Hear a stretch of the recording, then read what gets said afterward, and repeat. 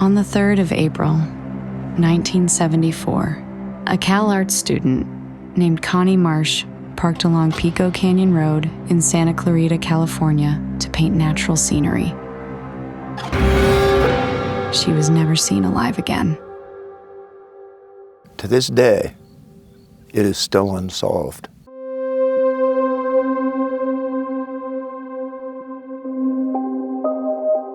Up at the art college up here, there has always been some crazy parties, sometimes nude parties. Connie Marsh wasn't one of those, but she was a student at CalArts, and a lot of people would come up there just to check it out, you know what I mean? She decided to take on an art project. She took her 1971 blue Fiat and drove to Pico Canyon Road. And that's about a mile that way, about a mile out of the Newhall area. And she parked alongside the road, got out her palette, and started painting. And she disappeared. But while it was undisturbed, nothing was stolen, no signs of a struggle. But she would be missing. For a couple of weeks, they sent out dogs and planes and helicopters and everything else looking for Connie Marsh's body. They never found her. About 3 months later, a guy was up in Texas Canyon hunting, and he came across something pretty ghoulish. It was a human skull. And that's all there was, just a human skull. And that human skull, as it turns out, belonged to Connie Marsh. There was speculation about the killer. Connie's roommates said that at a party there was somebody that they didn't know, and they took a photo with him. Police asked about it. They did not release that photo. They never found a suspect. This entire murder has gone unsolved for all these years. Now, what can we do to fix that? Is it possible that we could piece things together? I'm gonna go and find where I've been told the exact spot is where she disappeared from. I'm not 100% on it yet, but I'm gonna show you what I know so far.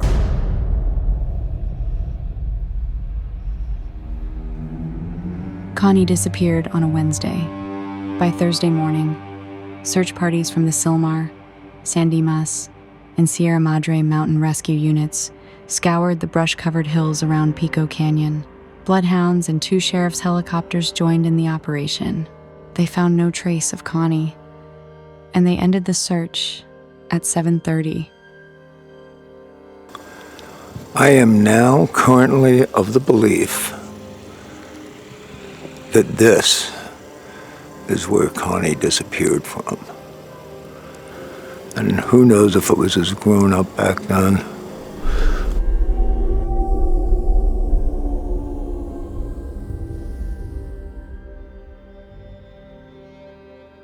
Connie Marsh's painting is literally a snapshot of the crime scene. And I really want to see that painting. The thing is that somebody very cunning lured her and was not after her money, if she had any, I don't even know. But they didn't ransack her wallet or anything. Nothing was really disturbed. Somebody was out to take a victim who was brunette, 21 years old, and who matched a whole lot of other brunettes that were close to that look and that age group.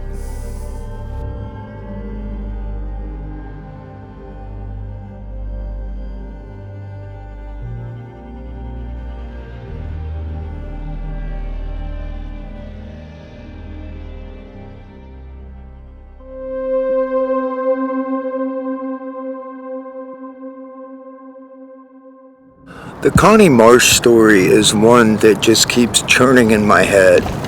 And you have to understand something. I have no affiliation with the family.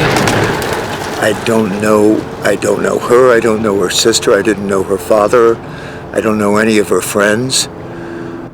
I don't like things that are unsolved, and I don't like people getting away with murder. On my channel, I do a lot of creepy stuff, and Connie Marsh is not creepy, but what happened to her really is. And the fact that nobody knows what happened to her truly is just mind-boggling to me here in 2025, about to be 2026. So let me make it clear. This is me making a mini documentary about something that I really want to see solved. My goal is by the end of this to have solved it, or at least have a better understanding of what happened or what might have happened. I really don't think I'm going to be able to settle for, maybe.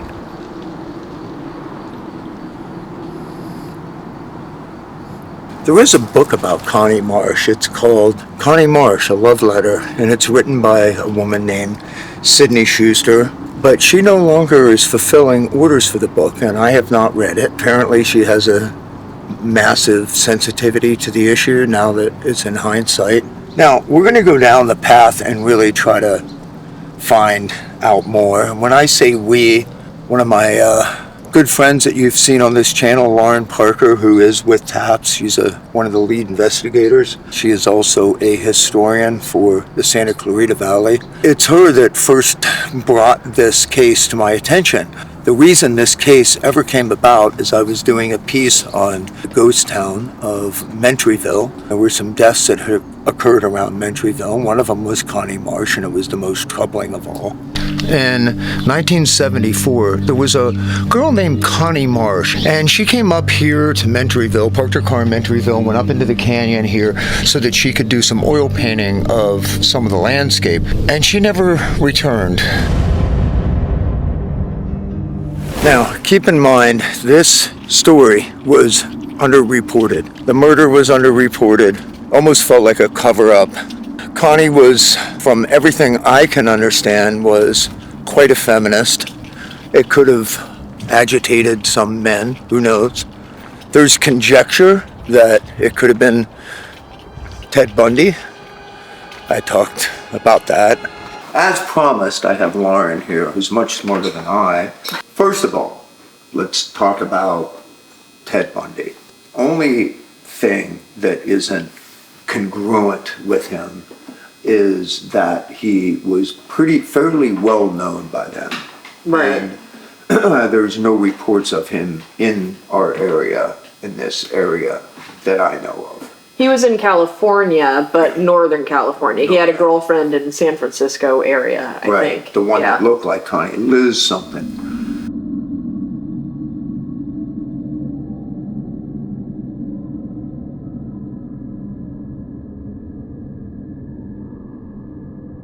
So they talked about Patrick Kearney, but he was a young man. So I think he... That doesn't fit his MO, The victimology is just all off of him on so many levels. So I think we can take him out. I agree with that. Lawrence Bittaker with Roy Norris, they were the Toolbox Murders. Okay, there was a movie called The Toolbox Murders, which was highly fictionalized, and they didn't need to highly fictionalize it because it was True story was horrible enough. Yeah, it was 5 people that they went after. So we don't know if she was tortured. We don't know if she was sexually assaulted. So could it have fit these guys? It could have. The blunt force trauma was present in almost all their crimes. They were familiar with the canyons out there. And the main thing here is that there's only the skull that was found. That's what erases so much of this. Right. Okay? William Bonin, he was also somebody that liked boys and young men. He had a very aggressive style. I just don't think it's him. Rodney Alcala.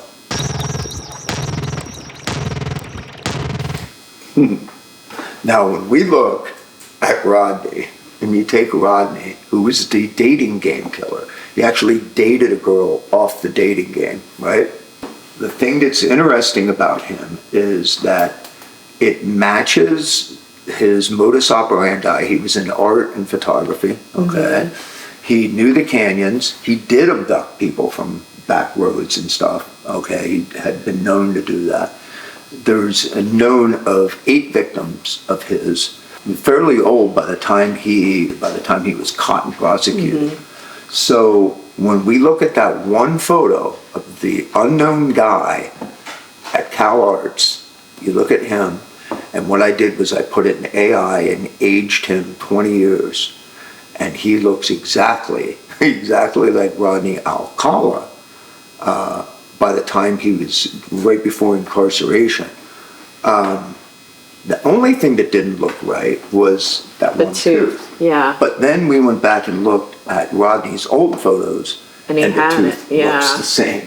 So he could have had his tooth fixed, and Sure. he probably did. He was Yeah, vain. he was wanted to vain. look good. He was a wanted- photographer, yeah. Again, he was into art, creative things. His crimes involved sexual assault. Again, we don't know if she was sexually assaulted.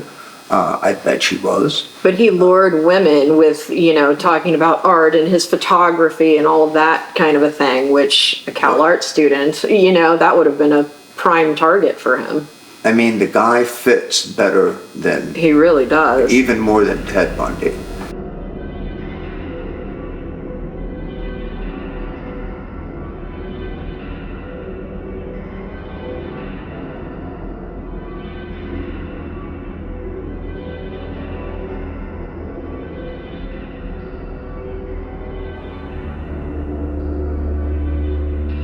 I think we got the spot wrong.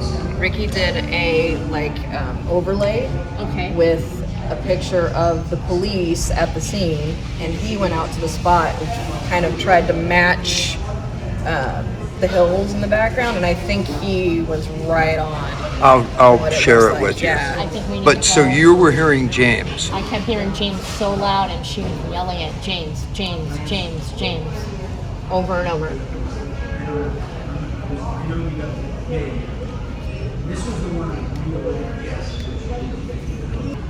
And she kept showing me.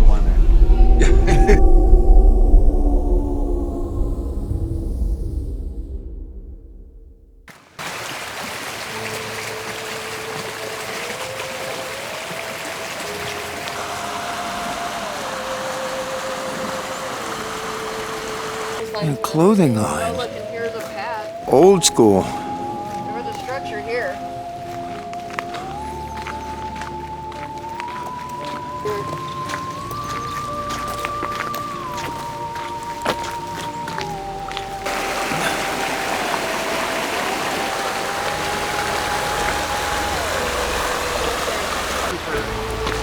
All the debris and everything. Well, you know what? Okay, let's do it.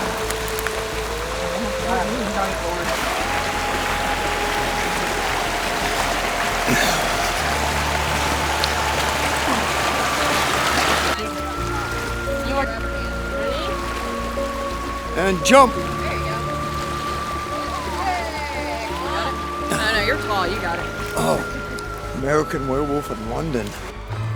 I mean, whoever dropped her 100% knew that this was a hog farm back here. I don't think they randomly found the hog farm to drop her.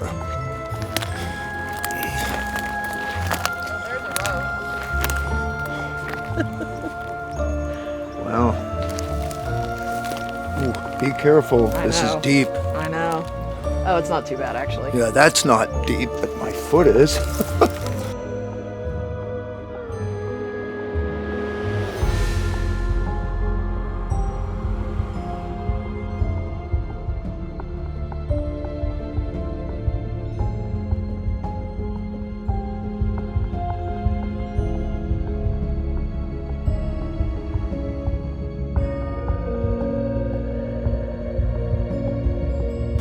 I can hear the paints right now. She keeps pulling me over there. Where? Over there. And she Where keeps that- saying, they know, they know, they know, they know.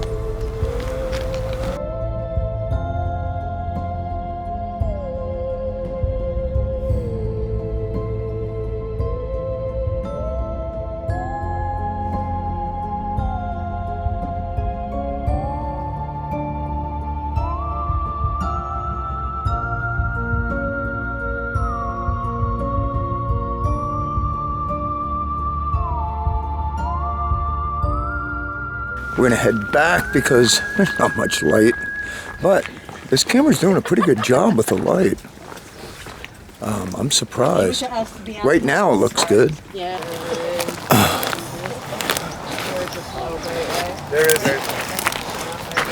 good way. There isn't a good way.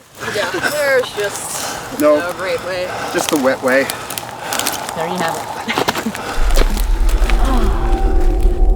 As I go back and forth on the internet, any sign of anything to do with Connie Marsh, again, it's just little bits of conjecture. Oh, I kind of knew her back in college, but I didn't really know her. Connie has a sister, and at this time I'm not going to mention her name. I know her father passed away. He was a distinguished professor. He died in his early 90s, I think. And I think Connie actually had a degree from Penn State and then transferred to Cal Arts.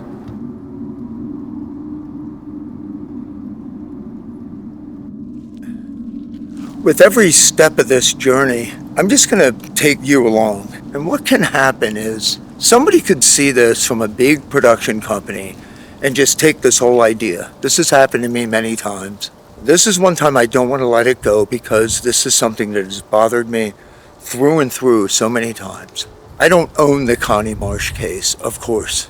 This belongs to everybody, really, at the end of the day. And I'd love for people to help me solve it, but at the same time, for somebody to just take this story and turn it into some kind of a circus, I really don't want to see that happen. That's sort of why I kind of have not done a piece on this before. I mentioned it in a Mentoryville video, but I didn't really chase it down very far. Now, before I said I didn't know the kind of person that Connie was, and that's true, I don't. Things that other people have written about her say that she was a tremendously driven, super nice, loved to ride horses, maybe was a little too trusting. In 1974, it was just the beginning of the serial killer era. 1969 really showed us the Manson family massacre. I don't think this is Manson family related, although you never know. I think this community didn't want to have a smear on its face. They were trying to create a awesome community that nobody wanted to stay away from. But really, it was still pretty rural in 1974, so it was a good place to dump bodies and do bad things. And where there's places where nobody goes, bad things can happen. Bad things can happen where people go too. It becomes a fertile ground for more mysterious things that you can get away with because you can do it in plain sight and usually nobody's around. But there's always something left behind. The only thing left behind with Connie Marsh literally was her skull. And her skull was smashed in. It was blunt force trauma of some kind. I don't know if she was sexually assaulted or not. We may never know that. The only way we'd ever know that is if we literally found the killer and got him to admit it. And who knows, maybe it's a she. You never know. This case is far from over and may never 100% be solved, but we can sure get a damn good idea who did this. I seriously believe it's possible and even probable. Rodney James Alcala is my prime suspect. He's dead and so is Connie, but this case isn't. What do I hope to accomplish? Closure for her family, friends, and the world. All of this stuff matters. Nobody's irrelevant, even in death. A life cut short by some self-serving monstrous impulse should never be tolerated in our society. I plan on going deeper into the killings of Rodney Alcala, along with a part 2 of this case as we uncover more information. My hope is that some information will come along. I seem to be learning every day. If you know anything about this case, please let me know, and in the comments, let me know what you think. Until next time, take care of each other and keep rock alive.